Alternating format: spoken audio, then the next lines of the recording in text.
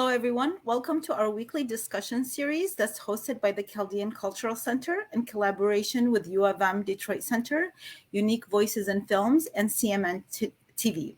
I'm your host, Wiam Nemu. Today, our guest is Mr. Thamur Hindo. Welcome, Thamer. You are welcome. Thank you for having me.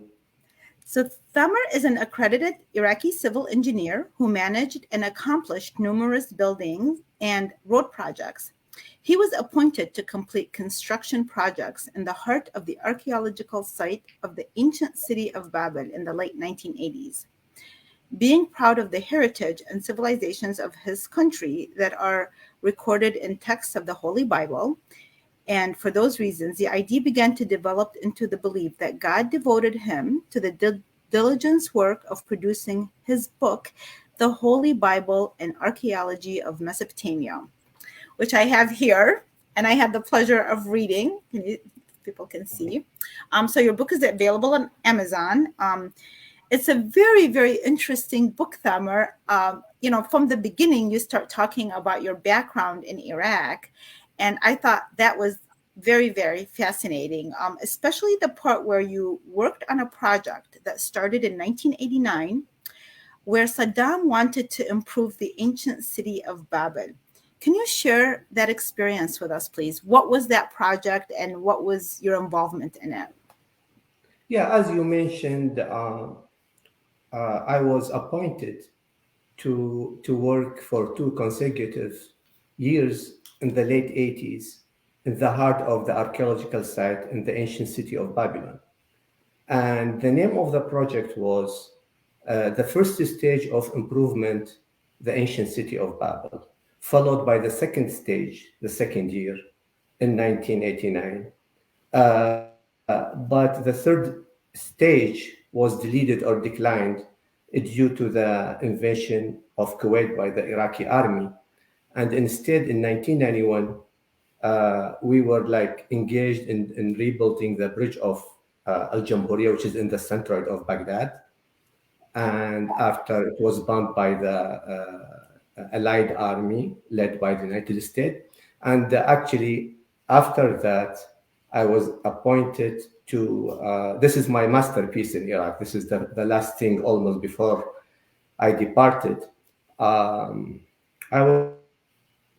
was appointed to design and implement and supervise the final layers of the Bridge of Jamhuriya in the center of Baghdad. And I was appointed by the highest authority in Iraq in person, addressing a letter to me.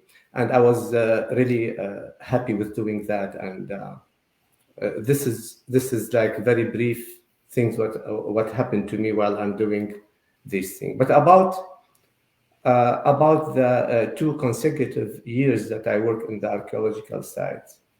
I'm very proud of my heritage, as you mentioned in that introduction.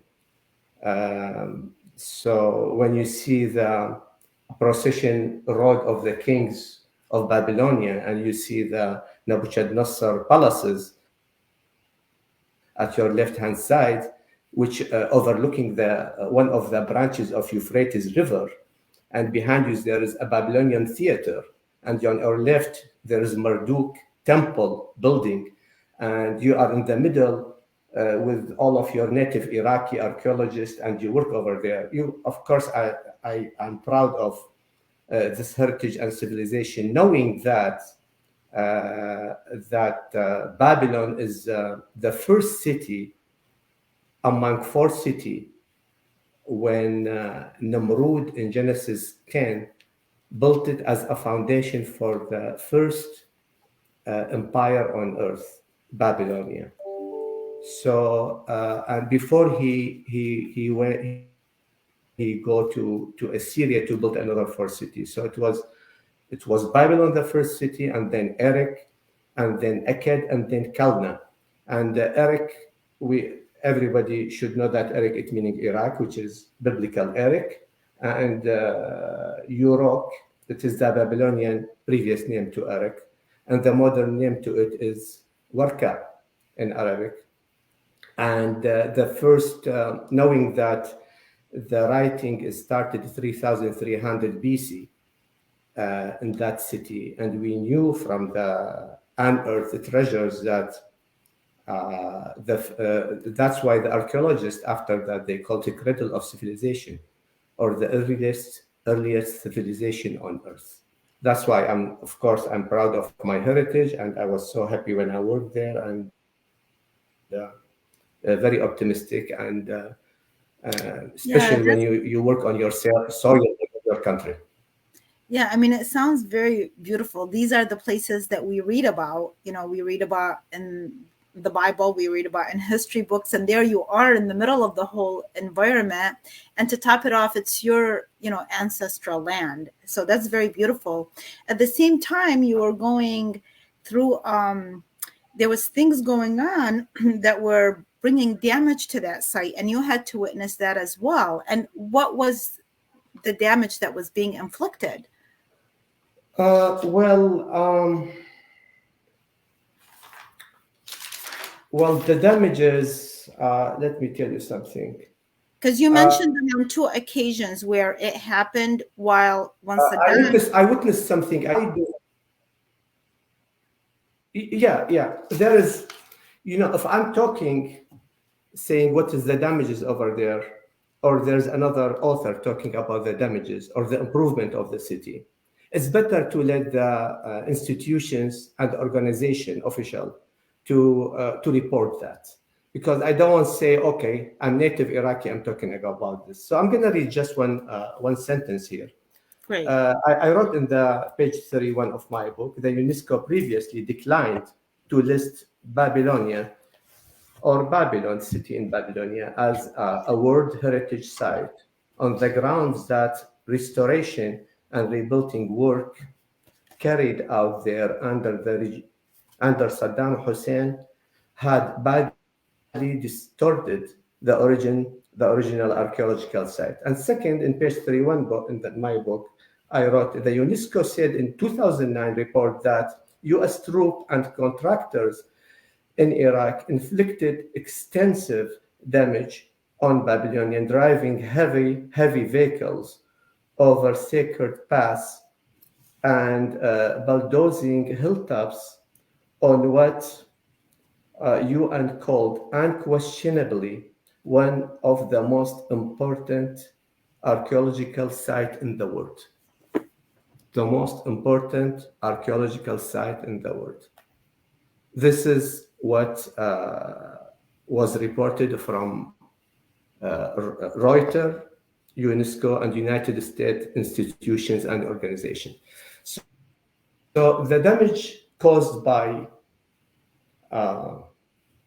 doing this project inside the heart of the archaeology place, because I was in charge to do that mountain of Saddam, which is a structure just in the middle where the places that I mentioned it. Like over there, the lion. Can you mention a little bit what was that mountain? That was actually one of my questions, but you talk Yeah. about Saddam's mountain. What was Saddam's mountain? And that was the reason that there was things that were being done that really were not very good for that site. Okay, it was a structure, a huge hill, like sandy hill, compacted by gravel and sand. Like it was a foundation for a palace will be built after. The height of that big hill, which Saddam called it Saddam Mountain, and I was in charge for directing this project. It's about 80 meters above the water table of Euphrates River, and it's a branch, it's the same elevation. And we did at the final stage like a spiral road to reach the top of the summit. And that summit is supposed to build a palace above it. And this palace is overlooking all of the archaeological sites and also the river. And it is higher, as I mentioned, higher than any structure in ancient Babylonia, higher than the high walls and fences of Ishtar gates, of the procession road of the kings, higher than Marduk, or Marduk temple building, higher than any structure. So now, the heavy shovels and turnbull and graders and trucks and all of these construction materials, when go through that archaeological site, it's easy to say it's not right, because that was one of the damages.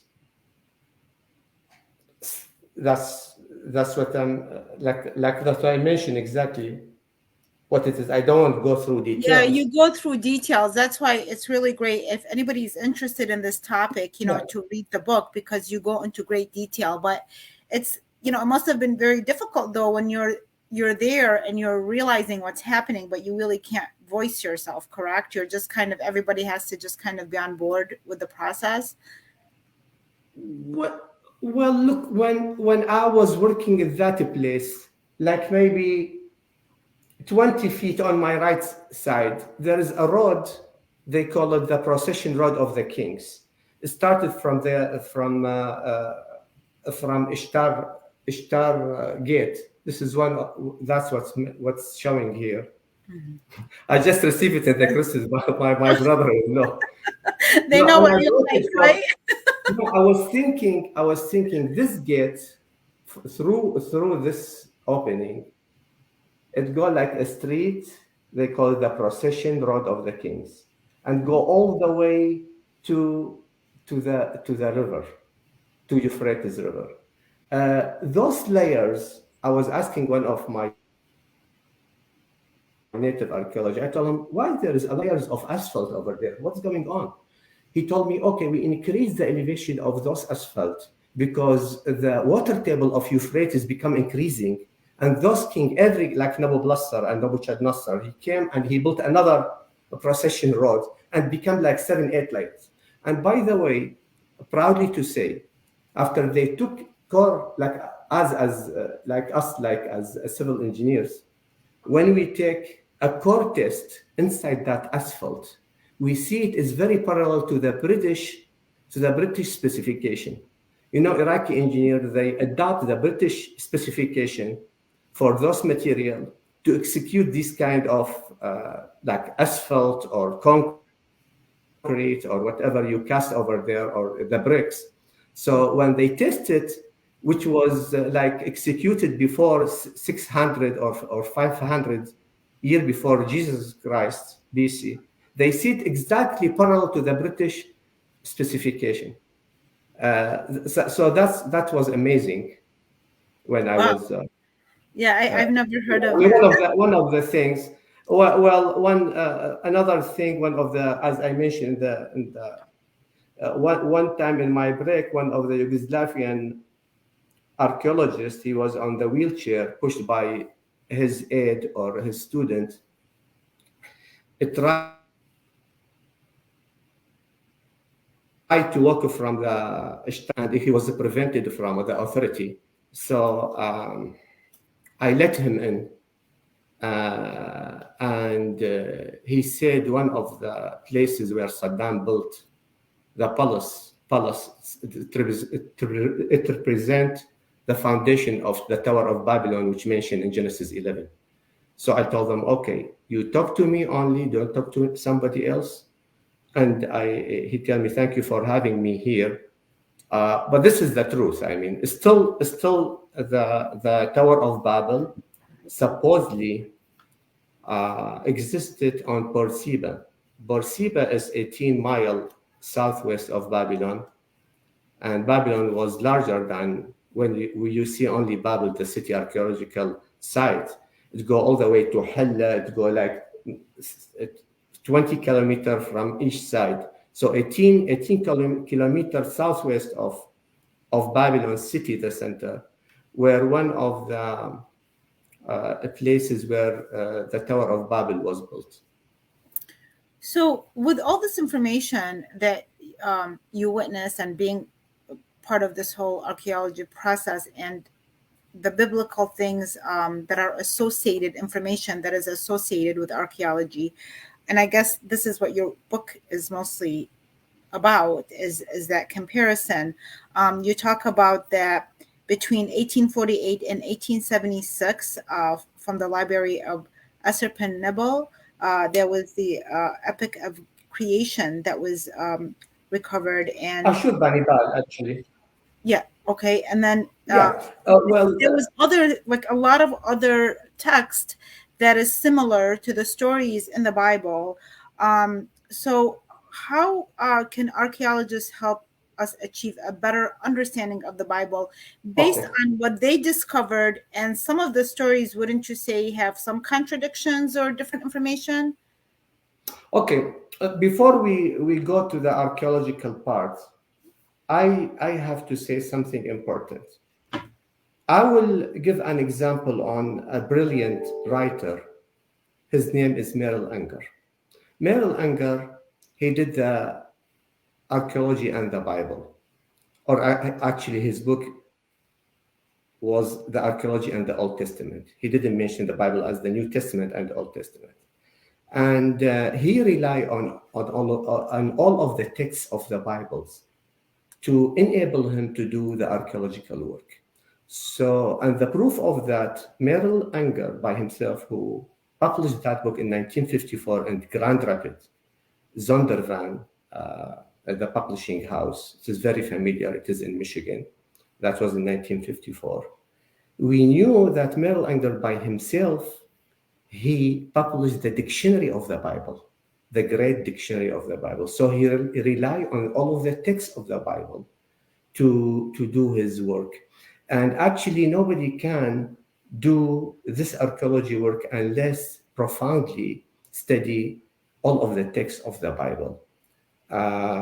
So the one could succeed the other one and verify the other one. For example, let me tell you something. We knew from Genesis that Noah, he built an ark, and that ark go after the flood all the way to Ararat, where is Ararat or Armenia, on that mountains. But it didn't mention in the Holy Bible that where is the city started that flood, or where the flood started from. But the archaeologists, they found Erido, which is 10 kilometers south of Ur. It is the city of the creation and the city of the flood at the same time, and there's a proof. And I go back now to your question. Actually, Ashurbanipal, there are three archaeologists or scientists. One of them, his name Austin Layard, and the other Joseph Smith, and the third one, Hermes Rassam, which is his Iraqi archaeologist. Between 1848 and 1876, they unearth over there in the soil of Nineveh, and uncover the Enuma Elish, or the Epic of Creation. That's in the library of Ashurbanipal. That was in 650 BC. We know Ashurbanipal reigned from 668 to 626. But from 668, so the list date is 650, it means 18 years after 668, in the time of Ashurbanipal. And this one is very important. They uncover 7 clay tablets, consists of approximately 1,000 lines, talking about the Epic of Creation. They call it Enuma Elish, as I mentioned, and talking about many things like the gods of nations, like Marduk, the chief god of Babylon, and the principal god of Babylon, and what was his like accomplished over there. A lot of things about the creation of the mankind. In the Holy Bible, we know that God, the Lord, the Adonai, who created Adam and Eve, but those archaeological documents revealed that Marduk like he gave an advice to the main Sumerian god, to create the seed of mankind. by the existence of Aruru, goddess. It's not one god like Aliha, goddess. And this story, we see this. We cannot, like, I want to say something. This archaeological documents, it's very rigid and solid material, and also for the Bible, we cannot change it. We just want to review it. That's why when I put it in the book, I put it in separate account. I have 7 chapters in the book. The first 6 chapters divided in 2 parts. Part 1 is the biblical texts, and the second one is the archaeological documents. And I want the readers to review them carefully. And I have also, I put my perspective and point of view, how I can see things. I put it in 57 stations, from station 1 to 57. And there's about 147 references. I put it in the footnote in Chicago style. I don't want to put it in the last of the pages. I don't want the readers go back and forth and see where I was talking about. So, and there's also about 117 illustrated picture. Yes, and the pictures are very well done too. They're very clear. Between very, those parts. and the nice thing about the pictures is that you include for each picture, each image has a very interesting description, that is associated with it, that I found was very helpful as well. These are some of them.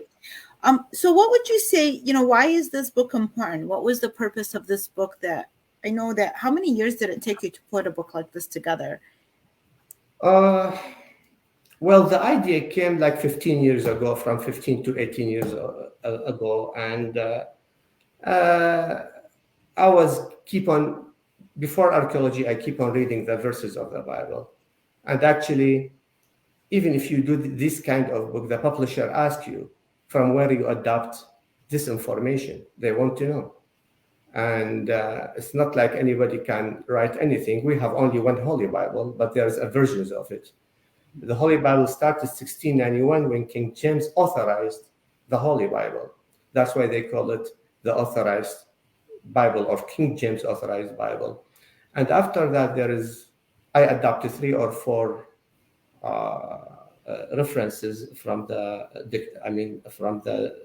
versions of the Bible, from a New International NIV, which is a New International Version, and ESV, English Standard Version, and a New King James Version also.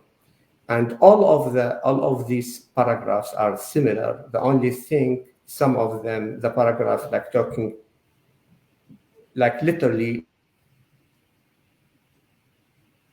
word by word, when they translated IV, talking like about the paragraph, they try to explain it exactly for that paragraph, what does that mean, but it's the same. And after I did that, I study also the archaeology, and I try to do those connections. For example, Marduk, that we talking about it a while ago, he also was not only in charge in mankind creation, he also created the 2 rivers, Tigris and Euphrates. And we know from the Bible that those rivers, beside Gihon and Fishon, was created in Genesis 2:11, and the other 2 rivers were disappeared due to the flood.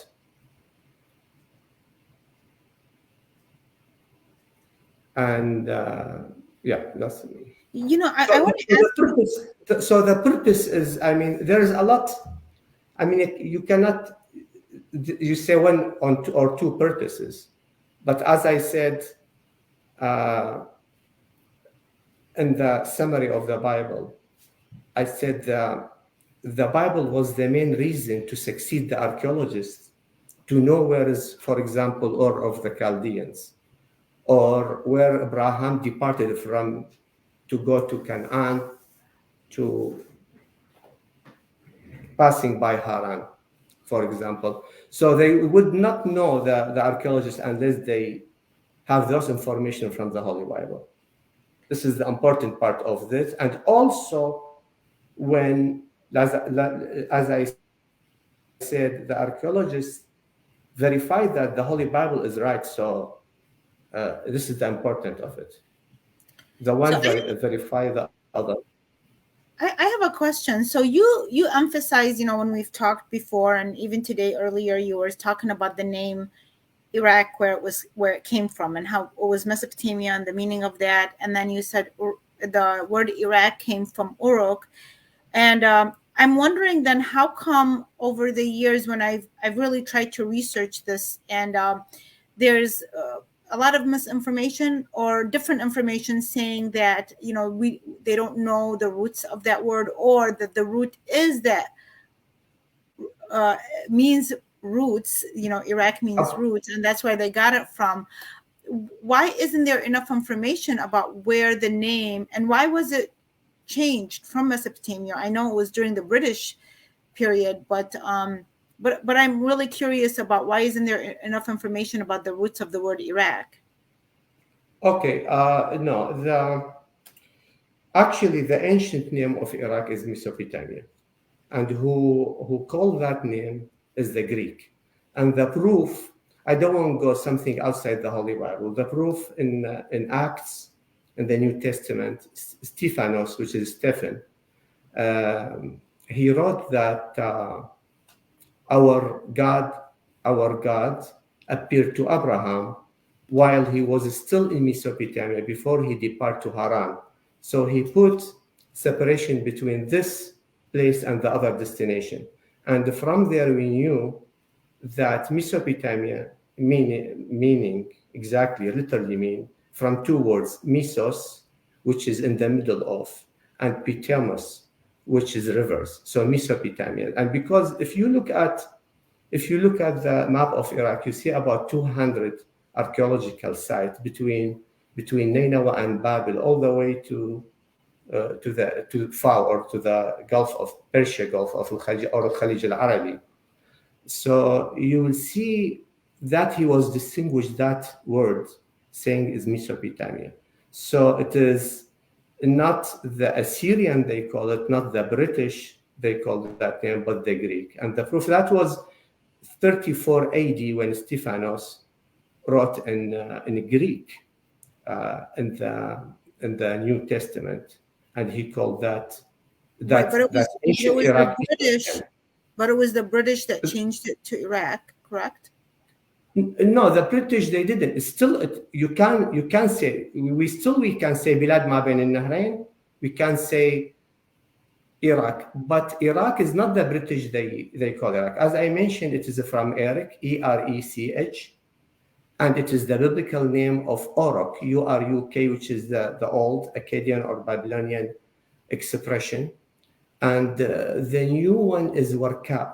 And if you see Iraq, R, Alif, K. So Erech, look, if I look again to this Iraq and Ishtar, you see Ishtar is here. The original is Ashtaroth, start with A. So it does not start with I. So right. Iraq is coming from Arak. From Arak, and this is Iraq. And why they call it, the British, they call it the archaeologists, and they call it because they found the first writing 3,300 in Iraq. And that's why this is the first writing on the first surface of Earth. And that's why they call Iraq as Erech. Okay. And this is the modern name of Mesopotamia, the ancient modern name. Last question. We only have like a minute left. I know this is a big question, but you talk about the fulfilled prophecies, the Bible's prophecies, fulfilled prophecies, and the upcoming events for Nineveh. Can you summarize that? Okay. This is one of the best questions you have now. Why I said this? Look, because the archaeologists and the uncover treasures in Babylonia or in Mesopotamia, they couldn't find documents talking about the future, the past, the present of Iraq. In that case, when we do this connection, we have to go to the Holy Bible. The Holy Bible talk about the fulfilled prophecies that's already was taking place in Iraq through three main prophets: Nahum, Isaiah, and Zephaniah. And they were talking about the collapse and fall of Assyria, and after that, the prophet talking about the collapse of Babylonia. They said the arrogant Assyria punished or judged, and that was in the Holy Bible. And after God said through those prophets, after 100 years, around 100 plus minus, actually Assyria collapsed and also Babylonia collapsed. This is the fulfilled prophecies that were already in the Old Testament. The last part of the book, of the chapter 7, it's about the upcoming event or prophecy. Thus, we see it in Revelation. They will talk about, especially in Revelation 14 and 16, it's about the Euphrates River will get dry and will get lower. And then there is too much details over there. I let the readers, they write these details. So it didn't happen. It never happened now, but it will happen. We believe, like a Christian, they believe that this event, the same way the fulfilled prophecy happened before in the Old Testament, the upcoming event that mentioned in Revelation, it will happen, especially, as I said, mentioned in Revelation 14 and 16, exactly about Mesopotamia. And by the way, and those two, and all of the Revelation, they are not mentioning anything about Egypt, about China, about Asia Minor, only what happened over there before the end of time. So it is very interesting to see that the last part, and I made the finishing for that book by this. Yeah, it's really, the whole book is very interesting. Again, the book is called The Holy Bible and Archaeology of Mesopotamia, and you can purchase it on Amazon by Thamur Hindo. It's a very, very good book, and it's actually not a very difficult read. It's a longer book, but it's I think I like how you divide it into one this. point I have. If you open this page, because the version that you have, I enlarged this picture in one. So I did another version in August. You see, Okay. I did it. What page is that? That was in. Let me see. Oh, yeah. Like you see, for example, those. Okay. Mm-hmm. Oh, so you Like made the images. Yeah. Yeah, I have that. okay, good, because I I have one version. It's actually 402 pages, while the one that you have it is about 376. There's like Yes, correct. yeah. And you have Well, thank you very much, Mr. Hindu. It was a very nice interview. You have a lot of information, but again, to understand it better, people need to read the book. So I appreciate your time, and thank you everybody for watching. Have a wonderful day. Thank you for having me, Ms. William.